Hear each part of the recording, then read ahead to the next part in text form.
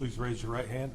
Do you swear that the testimony you're about to give will be the truth, the whole truth, and nothing but the truth, so help you God? I do. Please have a seat. State your name for the record. Todd Baker. Good afternoon, Sergeant. Good afternoon. What department do you work for? City of Norton Shores, And how long have you worked for the City of Norton Shores? 20 years. And currently you hold the rank of sergeant, is that correct? Yes, sir. And you're assigned to what division? Road Patrol. Now, back on April 26, 2013, after Jessica Heeringa went missing, did you become part of, or at least an arm of the task force that was formed? Yes, sir. And could you describe for the jury primarily what your role was intended to be? My role at that time was on my days off. I would work the task force and we would run down tips that had been called in on the phones. Okay. So is it safe to say, Sergeant Baker, that, well, first and foremost, this event received a lot of publicity, is that right? Yes, sir. Both from a local level as well as a national level? Yes. And were there hotlines that were set up in order for people to call in to leave information? Correct. Now, and I assume also the county has and had at that time like a silent observer type tip line too? Yes, sir. Okay. So from your memory, Sergeant Baker, how many tips came in as a result of this crime? Thousands. And if you could describe for us, kind of in general terms, was there a system set up in order to properly manage those tips coming in? Yes, sir. Okay, and what was that? The call handlers would take tips, they'd write them up on tip sheets, they'd get prioritized, low, medium, and high, I believe, and then they would get passed out to the various investigators to go look into. Okay, so, I mean, obviously you were a one-man crew. Were there other investigators that were assigned to do a similar duty? Yes, sir. Okay. Now, when you received your assignment, the tip that you were going to follow up on, would you investigate that tip? Yes, sir. And then, as a result, I mean, how would, I guess, the fruits of that investigation be recorded? We would get a written tip sheet, and then we would follow up on it, and we would write down what we did on a sheet and turn it in with the tip sheet. And at some point, somebody else would enter that into the computer system. Okay. Now, we say computer system, are we talking about the normal system that law enforcement uses in this county to make their police reports, or was it a different system? It was a different system. And was it solely tied to categorizing and keeping track of the tips and the investigation of those tips? Yes, sir. Okay. So,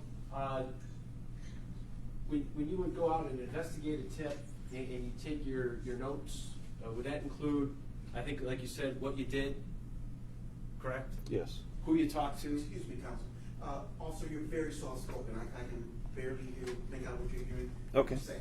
So if you could speak up just a little bit for me, I'd appreciate it. Yes, sir. Thank you, sir. Yeah, just a little bit.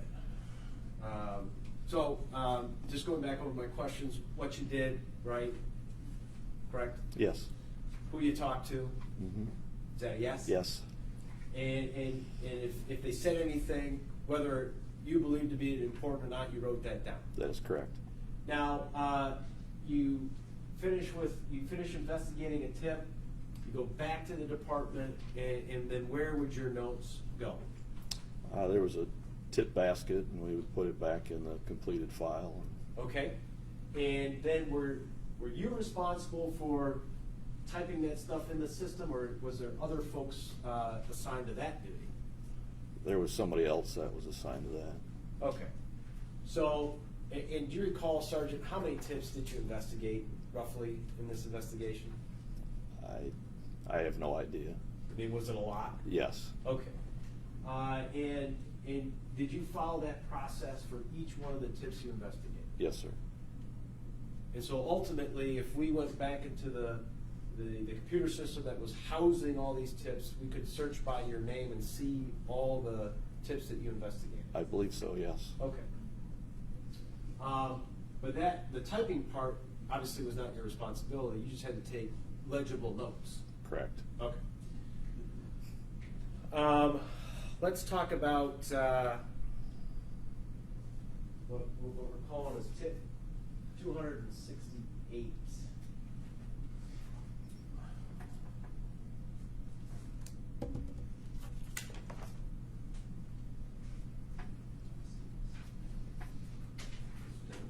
No problem. Take your time.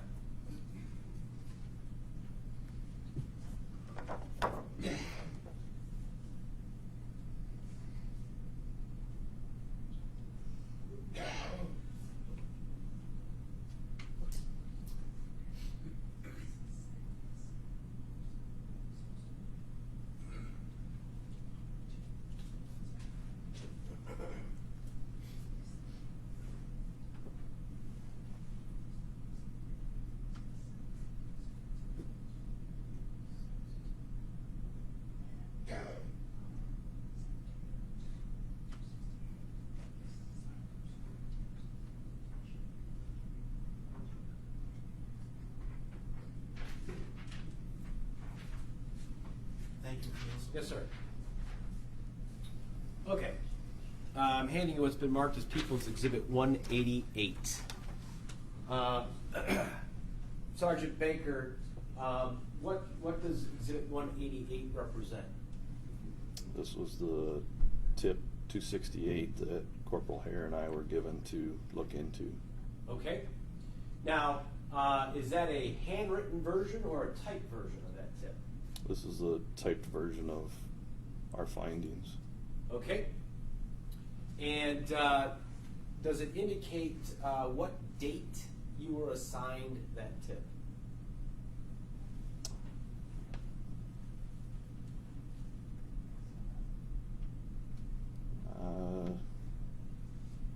It says 5/15, but I don't believe that to be accurate. Okay. Is that the date that it was completed, maybe? Could be. Okay. Signed it earlier, but you got to it on 5/15?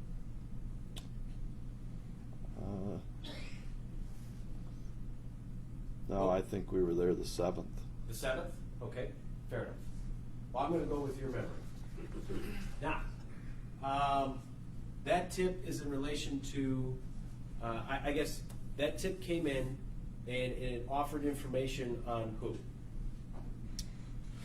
The tip was that a man named Willis frequents Starbucks on Harvey Street and drives a silver minivan. Okay. And silver minivan was kind of an important detail at the time. Is that accurate, Sergeant? Yes, sir. Okay. You kind of answered my next question, but when you were assigned to investigate this tip, did you go by yourself? No, Corporal Hare was with me. Okay.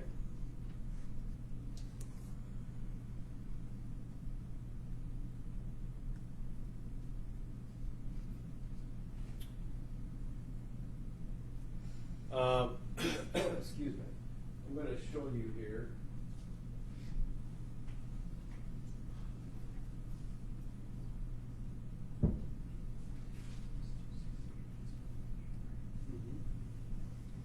Okay. This is People's Exhibit 26. Does that look familiar, sir? Yes, sir. Is that the house residence that you went to on the day that you went to investigate this tip? Yes, it's Mr. Willis's house at 1842 South Sheridan. Okay.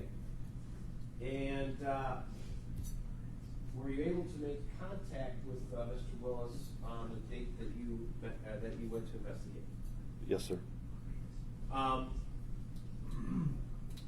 Did Mr. Willis offer you to come inside his house, or where did you talk to him? We knocked on the door, which is on the deck portion there, And Mr. Willis eventually answered the door and stepped outside and shut the door behind him. Okay. And do you recall whether or not when Mr. Willis came to the door and opened the door, was there any other human being that you saw or heard prior to him closing the door? Did not see anybody else inside. Okay. Were you aware at the time or prior to you going to his house that he was in fact married at the time? I did not know that when we went to his house. Okay.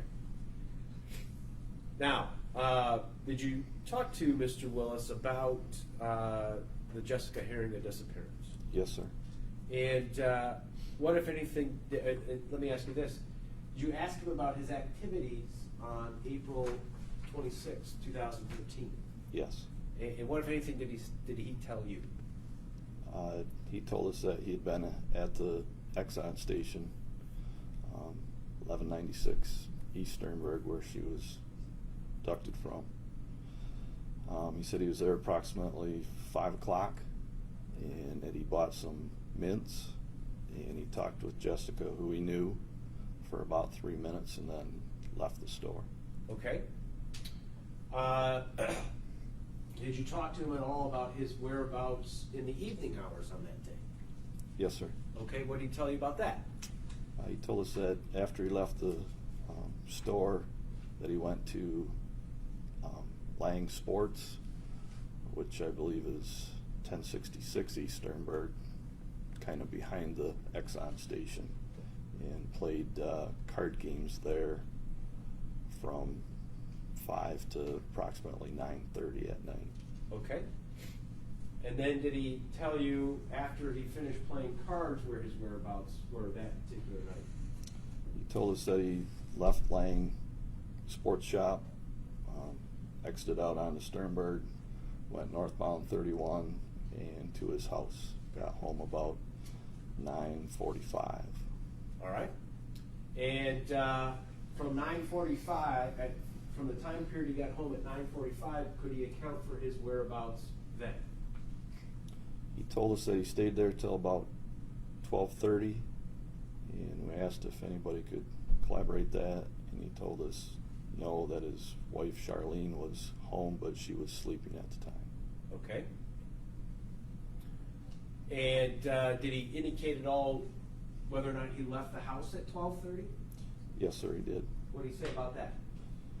Said that he left the house about 12:30, went to his grandfather's vacant house. He said that his grandfather was deceased at 3038 Bailey, to get a board that he needed to fix his dog gate with. Okay. Did he mention anything to you about going to get something to eat that night? He told us that after he left the Bailey address, that he went to Taco Bell on Sternberg, and then proceeded back to his house after getting food at Taco Bell. Okay. So if I understand correctly, as far as the defendant's timeline is concerned, when you talked to him in May of 2013, he was at the Exxon station around the 5 o'clock hour. Yes, sir. Is that correct? Purchased some items, talked to Jessica. Is that correct? Went and played cards at Lang's. Is that correct? Yes, sir. Did so until about 9:30 that night. Correct. Got home at 9:45. Yes, sir. Stayed at home from 9:45 until, I'm assuming, 12:30 a.m. the next morning. Correct. At 12:30 a.m., he left his house and went to the 3038 Bailey residence. Yes, sir. And did he offer at all, or maybe you didn't ask? Did you? How long he was there? I don't recall that. Okay. And then, however long it took him there, left the Bailey address, went to, did he name a restaurant? I'm sorry, I missed that. Taco Bell? Taco Bell after that, and then went home? Yes, sir. Okay. Now, as part of your investigation, and I'm assuming both you, who's taking the notes? Is it you? Is it Corporal Hare? Do you remember? I took the majority of the notes. Okay. And is Corporal Hare paying attention? Is he kind of, watching the butterflies? What's he doing? He was asking most of the questions. Corporal Hare was? Yes. Okay. So, as part of your investigation, did you ask to see any items? We asked him if he owned a firearm. Okay. He told us that he owned one .380 pistol. We asked for his cell phone. Okay. And did Mr. Willis provide to you on that day his cell phone? No, sir. Did he offer an explanation as to why? He said that his wife wasn't home and she had his phone, that he would bring it into our department the following day. So, if I understand correctly, because in part of your initial testimony, Mr. Willis told you his wife was home asleep. No, sir. No, sir, he didn't say that. He told us the night that he left, she was at home asleep. Gotcha. When we were there talking with him, he told us that he was home alone. Okay, I'm sorry, I misunderstood your answer, I apologize. So the night that you're questioning about, when he left the house, he claimed, or said that his wife was sleeping when he left? Yes. Okay, I apologize, that's my bad. And so you did not get a chance to look at his cell phone that night? We did not, no. Okay. Did you get a chance to look at the van? Yes, sir. Okay. Was the van parked at the residence? Yes, parked in the driveway. Okay. I'm going to show you just a series of photographs here, Sergeant Baker. Let's see.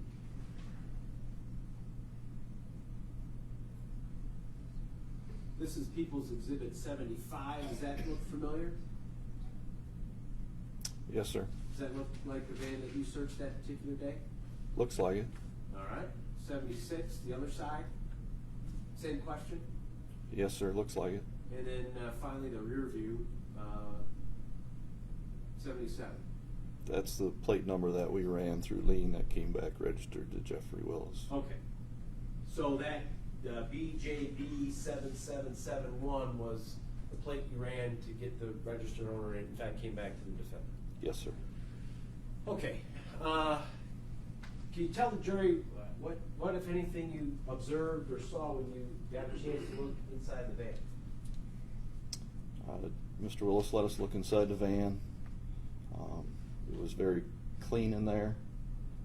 The back portion, the carpeting looked like it had been washed, shampooed, vacuumed. We didn't notice any physical evidence at the time that we could see. We asked him about the cleaning. He stated that he had purchased the van in April from Flickham Auto Sales in Grand Rapids on Plainfield, I believe. And that when he got it, it was dirty, smelled of smoke, and he had just recently taken it back and they had detailed it for him. Okay. At any point in time during the time frame, and I don't know if you recall, Sergeant Baker, how long would you say you were at the defendant's residence?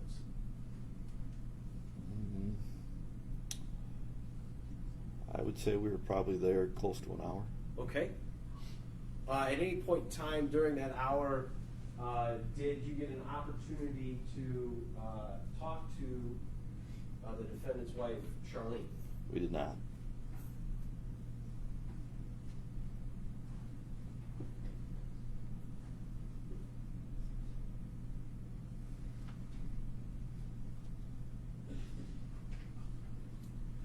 Did, as a result of the information that you were given, did you get an opportunity to at least take a look at what 3038 Bailey looked like? Yes, sir. Okay. I mean, did you look inside? I mean, tell us what you did. I went there to see if maybe we could see a pile of wood or something where a board had been removed from or Okay. anything like that on the outside. Nothing looked disturbed. Windows were dirty. It was hard to see. inside the windows. Okay, so difficult to make any observation, Yes, sir. and you didn't find anything disturbed, including like a pile of wood or something like that? No, sir, we did not. Okay. In fact, when you were at the house, did Mr. Willis even offer to show you the wood that he had brought back from there? I believe he did have a board there somewhere. Okay. Did he show it to you? Seemed like he did. Okay. Oh, I apologize. One last question. The person that you interviewed, is that person in court today? Yes, sir. Could you point him out and describe what he's wearing, please? Mr. Willis there with the beard, looks like he had red tie and blue jacket on. Thank you. Your Honor, let the record reflect the witnesses identified the defendant. It will. I have no further questions. Thank you. Sergeant Baker, good afternoon. Good afternoon, Mr. Johnson. Have we met? Seems. Just in passing. Okay, all right. I'm Fred Johnson, and I'm gonna give you the soft-spoken witness treatment, okay? And the soft-spoken witness treatment is, I stand over here next to this last juror, so if I can hear you, I know he can hear you, okay? Fair enough. Nothing personal, okay. How long have you been an officer of law? 27 years. Okay. And it's your recollection that you arrived at Mr. Willis's house on May 7, 2013, correct? That's what I believe. Oh, okay. So that would have been 31 days in April, about 12 days after Ms. Heeringa went missing, correct? Correct. All right. And at that time, you were part of the task force? Yes. Oh, okay. And I assume the task force has briefings and you guys talk about what you're looking for, that sort of thing? They did, but with my only being there on my days off, I wasn't privileged to a lot of that information. Okay, so you were doing this on your days off? Yes, sir. Were you in uniform? No, plain clothes. Okay. Do you remember whether or not anybody talked about looking for a town and country back in those days? Automobile? Yes. Okay. Was that in fact the silver town and country is what you guys were kind of looking for, sort of, kind of? Yes, sir. All right. When Mr. Willis comes to the door, do you hear a dog barking? Do you recall? Don't recall. Okay. Were you ever able to determine whether or not Mr. Willis had a dog? No, I did not. Okay, because he mentioned having to fix the dog's kennel or whatever, Correct. but you never actually saw the dog? I don't believe so. And you don't remember if he was barking behind you or anything like that when Mr. Willis came to the door? I don't. Okay. Did Mr. Willis tell you that he worked the third shift and that it was not unusual for him to be up late at night? Yes, sir. Okay. And I would imagine why, did you ask him why did you go in to fix the dog's kennel at 12:30 at night? Yeah, anyone ask that question? I didn't ask because we had talked about, I know what it felt like to work third shift. Ah, okay. And you're the person taking notes? Yes, sir. All right. Did you go into the house at all, Mr. Willis's house? We did not. Did you ask to? Don't believe so. Okay. Did Mr. Willis show you any telephone that time? In other words, did he show you that flip phone? Were you asked? Don't You don't recall. All right. Do you know if Mr. Willis ever delivered the telephone as he said he was going to? I believe he did, sir.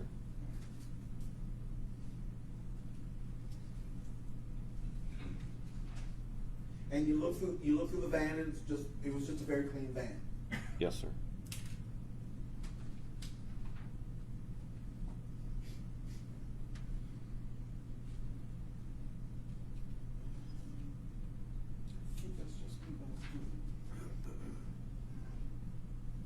Now, could you put up the picture of Mr. Willis's home, please? Yes, sir. Thank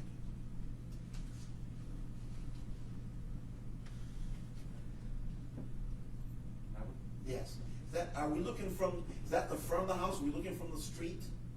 Yes, sir. Okay. And I see there looks like a vehicle parked to, would be my right, your left side of the house. Is that the van we're talking about? Yes, sir. Okay.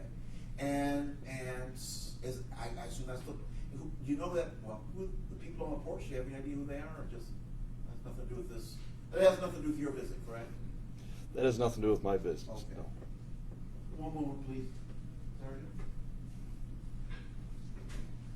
Excuse me.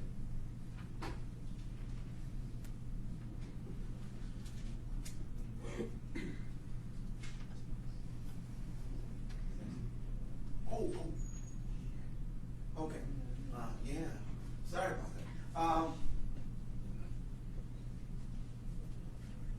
The reason why I asked you how long you've been an officer is because part of your job is to be observant, I would imagine. Yes, sir. To look at things and observe things and make notes of things. Do you recall if Mr. Willis what the status of Mr.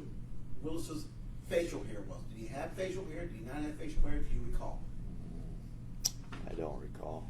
Do you recall whether or not you saw any scratches or any other abrasions, cuts, bruises on his face or any other parts of his skin that you could observe at the time? I did not. Would that have been a significant thing for you to have noted? Had you seen the man standing there with a bunch of healing scratches on his face, is that something that, as a police officer, you might have noted?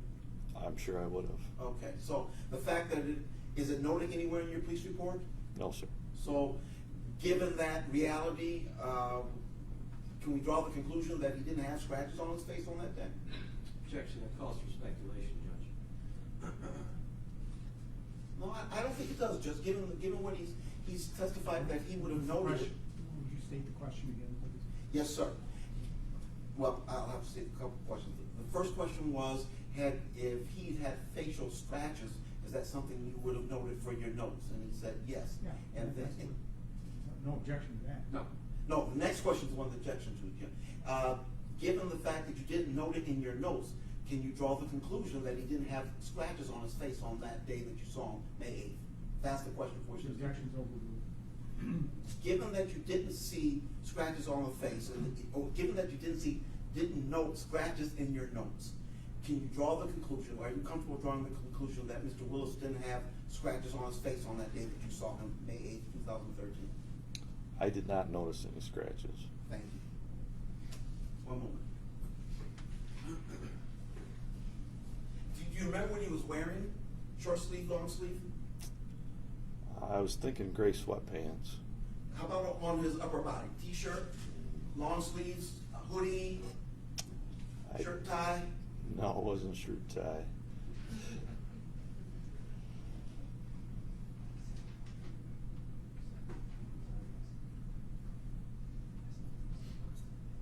Did you go to the Bailey Street address? Yes, sir. Do you recall whether or not the place was secured? Secured? Locks? I did not try the doors. Were there any? You didn't try the doors, but did you notice if there were any? What do they call the master locks that you bolt padlocks? Thank you. Padlocks on the door. See, I need. Thank you. Padlocks on the door. That I don't recall. Okay. Thank you. Now I think we're good. Thank you. I don't have any further questions. I would move to admit Exhibit 188, which is the tip sheet, Right. No objection, Your Honor. and then You receive? Exhibits 75 through 77, which are the 3 van photographs. No objection, Your Honor. Received. You may stand down, officer. Thank you, Your Honor. Thank you, ladies and gentlemen.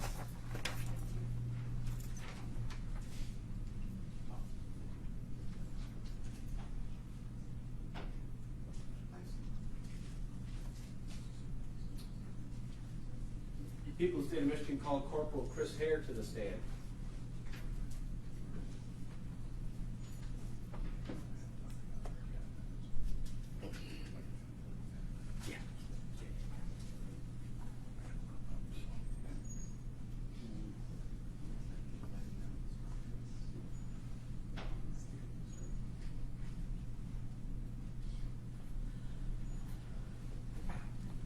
Please raise your right hand. You swear that the testimony you're about to give will be the truth, the whole truth, and nothing but the truth, so help you God. Yes, I do. Please have a seat, state and spell your name.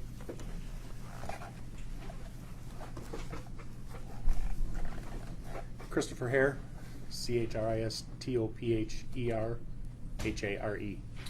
HARE. Good afternoon, Corporal Hare. Good afternoon, sir. Man, you guys at North Shores must be soft cockers. I need you just to speak up just a little bit, so the jury can hear you and so that Mr. Johnson can too. Okay? Okay. You don't have to be a rock star, but just a little bit louder. Okay. It could be because my ears are plugged up, so I apologize. No problem. How long have you been a police officer? I believe I'm in my 23rd year. And all with North Shores? Mostly, yes. Okay. And you hold the rank of corporal? I do. Currently assigned to what division? Patrol. And back on April 26, 2013, were you asked to be part of this task force involving the disappearance of Jessica Heeringa? Around that time, I was. Okay. And the Sergeant Baker just testified, so this is already an exhibit 188, tip 268. Do you recall being assigned with Sergeant Baker to investigate this tip? I do. Okay. And specifically, recall, and it's actually still on the screen here, going to 1842 South Sheridan to hopefully interview Mr. Willis. I do. Now, when you and Sergeant Baker arrived, did you make contact with anybody? We made contact with Mr. Willis. Okay. And when you made contact with Mr. Willis, did he allow you to, did you go inside and talk to him, or where did that conversation take place? We met him at the door, and he exited the home, and we spoke with him on the porch. Okay, that same porch that's being depicted in this photograph? Yes. Now, in your conversation with Mr. Willis, and I'm not asking this question disrespectfully, but were you paying attention? I was. And I don't know if you or Sergeant Baker was taking notes. Do you remember? We both were. Okay.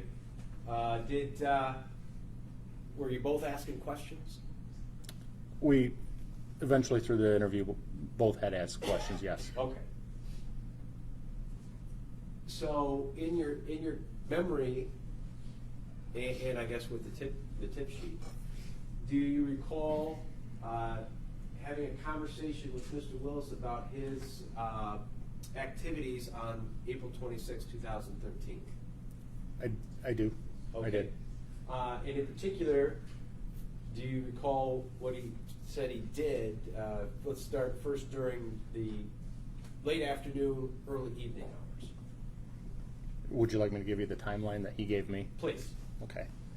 He was in the area of the Exxon station. He was went to the Exxon station about 5 o'clock in the afternoon. He was going to go to a nearby card shop to play a card game. I think it was called Magic the Gathering. He was going to meet some friends there. He had been in the Exxon station for about 3 minutes, were his estimations, and he bought an item and left there and went and played the card game. Did he indicate to you a couple of things? One, when he went to the Exxon station that afternoon, was Jessica Heeringa working? He said that she was. And did he indicate to you and Sergeant Baker whether or not, I guess I don't want to say relationship, but whether or not this was a person, that being Jessica Heeringa, that he was familiar with? He knew her and he was familiar with her, but they didn't have a relationship. Okay. Did he indicate to you how long he stayed playing cards? He said he was at the card shop playing cards until about 9:30 in the evening. And did he tell you then where he went from there? He told me that he drove home to his house on Sheridan. It's This in the house that's picture. in the picture. Correct. And in that conversation, then, did he indicate to you and Sergeant Baker how long he was at home? He said he was at home until about 12:30 in the morning, which would be the following date. Okay. And did he account for his whereabouts from 12:30 at that 12:30 hour? He said he left home and he went to his grandfather's house at an address on Bailey and Norton Shores. Okay. Did he indicate why he was going to this address on Bailey? He did. He told me that he had to get a board for his dog kennel gate that he had to fix. Okay. And after he accomplished that task, did he tell you and Sergeant Baker where he went next? He said he went to Taco Bell on East Sternberg Road. Now, and then after that, where did he go? He told us he went back home. Okay. Now, at some point in time during the conversation, Corporal Harewood, did you become aware or were you made aware that Mr. Willis was married? Yes. And did you or Sergeant Baker inquire about talking to her at the time that you were there at the house? I don't recall if we directly asked about speaking with her. I think we said we would like to. I don't think we asked him if he would allow us to speak with her. I think we just indicated that we may want to speak with her Okay. because of some of the statements he made while we were there. Now, did Mr. Willis offer you an opportunity to speak with her on that day? No. Why? He said he was home alone. Okay. The as part of this conversation, did that include asking to see any cell phones? Yes. In the interview, we did ask if he had a cell phone and if we could see it. Okay. And let me ask you, how did he answer the first question, whether or not he had a cell phone? He said he did. And then when you asked if you could see it, did he offer it to you? He said he didn't have it with him at that time because his wife had it with her at work. Okay. So you were not shown or offered a cell phone at any point in time? No, I was not. Okay. Now, again, as part of the investigation, obviously, a silver van was kind of important, is that right? Yes, And did Mr. Willis own a silver van? he did. Okay. And did you get an opportunity to look at it? Yes. And can you describe for the jury what your observations were when you looked at that van? From the exterior, we noted that there were no significant dents or any damage or anything like that. As we went to the interior of it, we noticed that it was pristine. It was cleaned. Okay. We asked him about it at that time, and he said that he had bought the van just shortly before that, and when he bought it, it was dirty inside, and he took it back to the dealership to have it detailed. Okay. After that, sir, did you have any other business with Mr. Willis? After that date, No, I'm sorry. Bad question. After you finished inspecting the van, after you finished inspecting the van, did you have any other further conversation with him, or was your and Sergeant Baker's investigation over? at that point, I believe we had asked our questions on the porch. The last thing we did was move to the van and looked inside. All right. And do you recall going anywhere else after you left Sheridan? Did you and Sergeant Baker go anywhere else? We did. We went to the address on Bailey in Norton Shores. And were you able to discover anything of significance there? No. Did you get an opportunity to walk inside and inspect the interior of Bailey? No. Okay. Now, after that encounter, did you make any attempts to, I guess, talk to anybody that might have information to help corroborate what Mr. Willis had told you? I have now learned and recall that I did make an attempt to make a phone call. I did make a phone call, actually. Okay. Give me 1 second. I apologize, folks. I am finding it really nasty cold.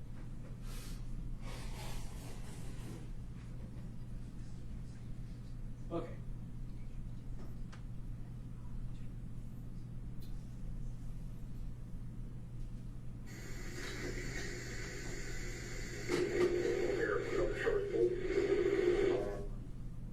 Before I continue on, is that your voice? Yes, it is. We'll do an investigation. I spoke with the sheriff on it a while back, probably, I don't know, a month ago or something like that. I wonder if there's any way that we could speak with you, or if I can come and meet you, or you can meet us at the police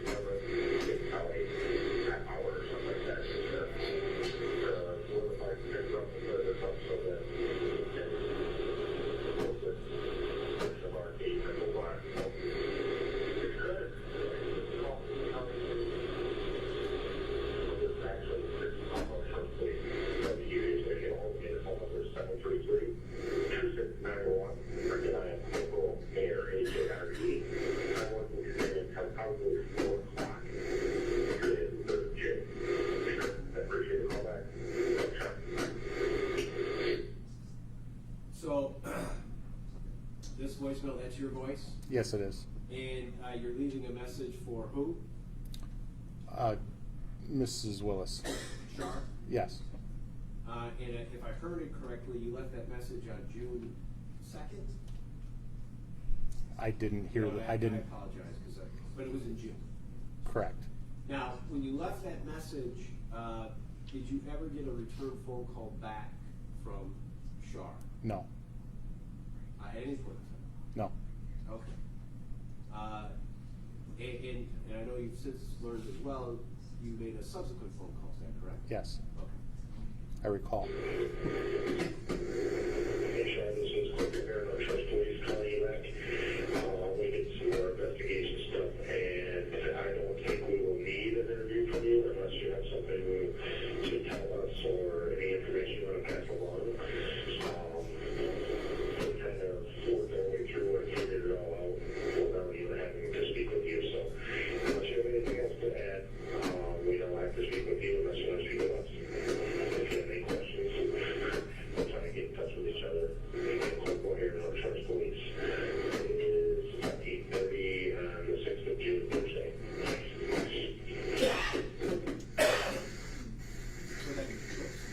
So that second phone call was June 6th? Correct. Okay. And again, after you left that second message, did you receive any type of phone call No. from either Char or the defendant? No. Were you aware at all whether or not any of those messages were received? I didn't even remember making the phone calls at the time, so no. Okay. I don't know if they were received or not.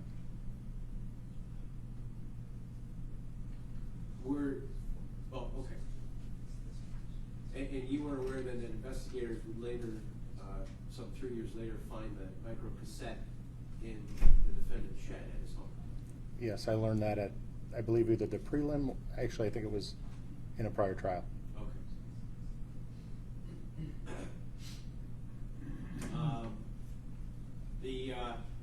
The person that you talked to, is he in court? He is. Could you point out the describe what he's wearing, please? He's seated at the defense table in a dark suit and a red tie. Your Honor, let the record reflect the witnesses identified the defendant. I have no other questions, thank you.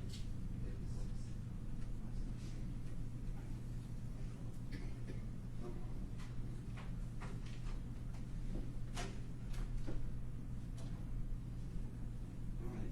Corporal Hare, good afternoon. Afternoon, sir. You just testified that you called and you left a message for Mrs. Willis to call you back, but you never got a call back, is that correct? Correct. Show me the phone records.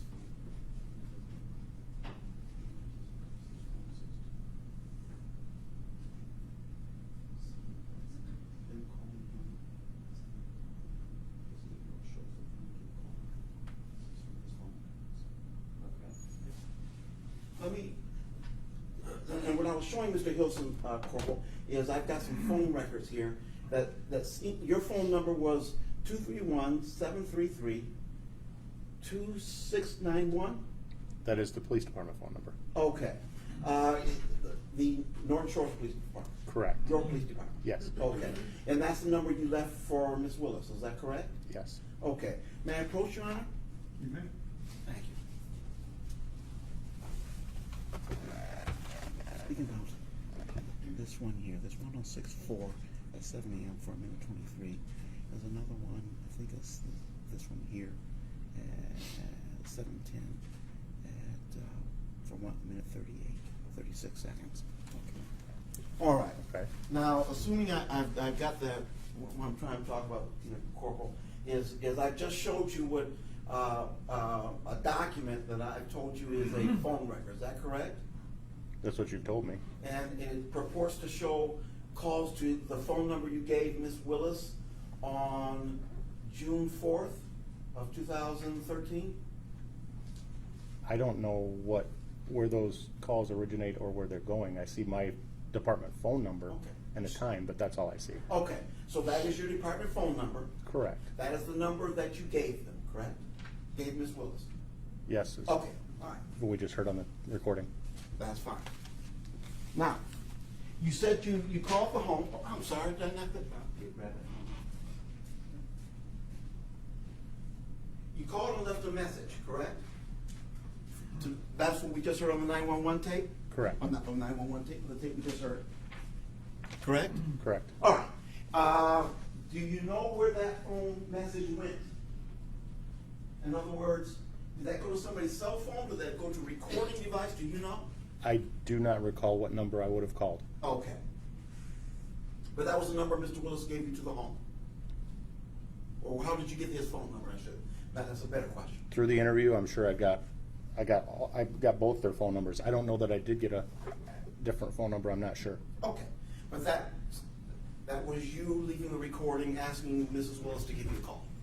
That we heard, Yes, sir. as Prosecutor Hilson asked me. Correct. All right, cool. Let me ask you, when Mr. Willis came out of the house, do you remember whether or not you heard a dog barking? I don't recall hearing a dog barking. Okay. Does that mean that you don't remember, well, does that mean you don't remember hearing a dog barking, or the dog might have barked but you don't remember? I don't remember hearing a dog barking. Okay. All Probably right. best I could answer that. All right. You're on the task force I at that time? I assisted, and yes. And you were looking for a town and country at that time? Silver Town and Country? A Chrysler, correct. You're a clean-shaven man. My client has facial hair. At the time that you met him back in May 7th, 2013, do you recall the status of his beard? I do not. Do you recall whether or not you saw scratches on his face or on his arms or anywhere about his body? Scratches or bruises or any signs of a physical confrontation recently? Nothing of significance to me, no. Okay.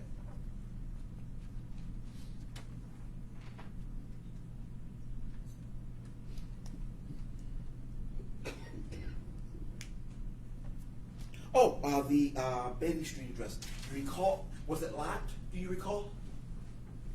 Yes. Was it padlocked? In other words, I do not recall what type of Okay. locking mechanism there was, no. All right. And my understanding, the windows were dark or obscured, and you weren't able to look inside? Correct.